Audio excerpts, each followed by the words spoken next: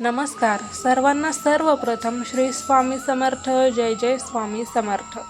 स्वामी भक्तांनो, तुम्हा सर्वांचे आपल्या श्री स्वामी समर्थ या चॅनलमध्ये सहर्ष असे मनापासून स्वागत.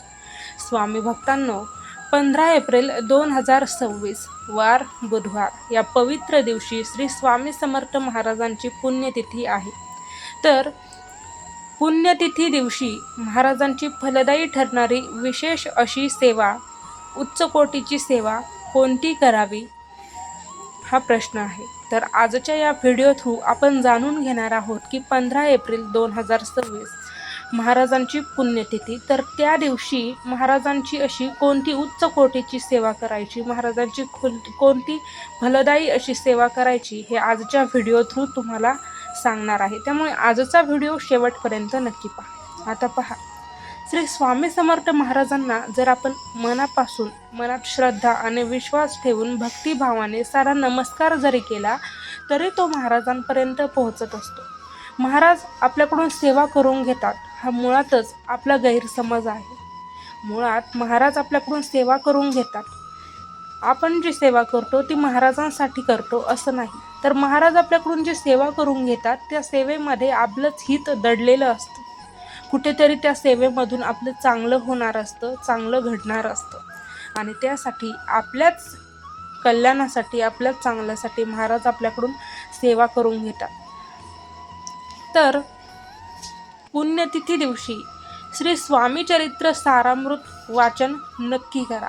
पहा की स्वामी समर्थ महाराजांच्या पुण्यतिथी दिवशी श्री स्वामी चरित्र सारामृताचे 1, 3 किंवा 7 अध्याय किंवा पूर्ण 21 अध्यायांचे पारायण करणे अत्यंत शुभ मानले जाते.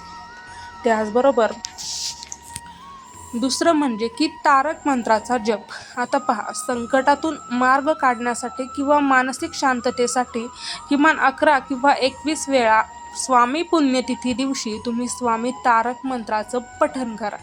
किती वेळा? तर 11 किंवा 21 वेळा स्वामी तारक मंत्राचे पठण करा. ही दुसरी सेवा.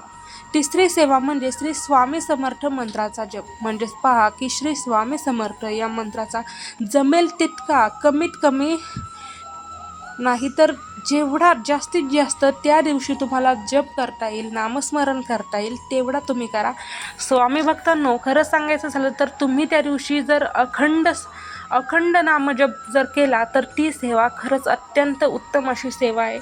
आणि जर नाहीच जमलं तर तुम्ही 11 किंवा 21 माळी स्वामी समर्थ महाराजांचा जो मंत्र आहे श्री स्वामी समर्थ या मंत्राचा जप करा, नामस्मरण करा. त्याचबरोबर दुसरं म्हणजे नैवेद्य आणि दान, की स्वामींना पुरणपोळीचा नैवेद्य अर्पण करावा. त्याचबरोबर पुरणपोळीसोबतच तुम्ही पुरणपोळी नाही जमली तर पिठलं भाकरीचा सुद्धा तुम्ही नैवेद्य महाराजांना अर्पण करू शकता. जर तुम्ही पुरणपोळी करा किंवा पिठलं भाकरी करा, काहीही करा, पण जर त्यामध्ये तुम्ही दृढ भक्ती आणि भावाने जर ते केलं, स्वामींवर श्रद्धा, विशेष असा सेवाभाव जर तुम्ही मनात ठेवून जर हे सर्व पदार्थ बनवले तर खरंच महाराज ते ग्रहण करतील, यात शंका नाही. त्यामुळे तुम्ही जे काही कराल फक्त ते भक्तिभावाने करा. त्याचबरोबर तुम्ही पिठलं भाकरी किंवा पुरणपोळीचा नैवेद्य अर्पण करू शकता. त्याचबरोबर गरीब किंवा गरजू व्यक्तीला अन्नदान करणे ही सर्वात मोठी सेवा मानली जाते. तुम्ही स्वामी पुण्यतिथी दिवशी तुम्ही तहानलेल्या पाणी आणि भुकेलेल्या अन्न देऊ शकता. त्याचबरोबर गरजूंना मदत करू शकता. आपल्या घरातील श्वान असो किंवा इतर श्वान असो त्यांना तुम्ही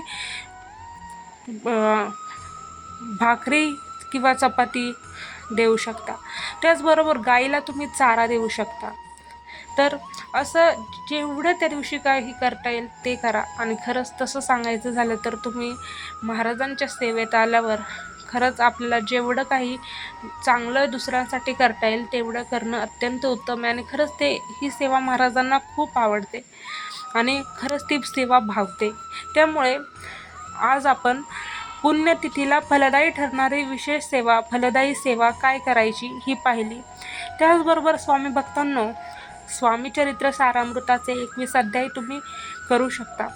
त्याचबरोबर तुम्ही तारक मंत्राचे पठण करू शकता. त्याचबरोबर तुम्ही श्री स्वामी समर्थ मंत्राचा जप करू शकता. तर आपण आता ज्या सेवा सांगितल्या सर्व सेवा पाहिल्या.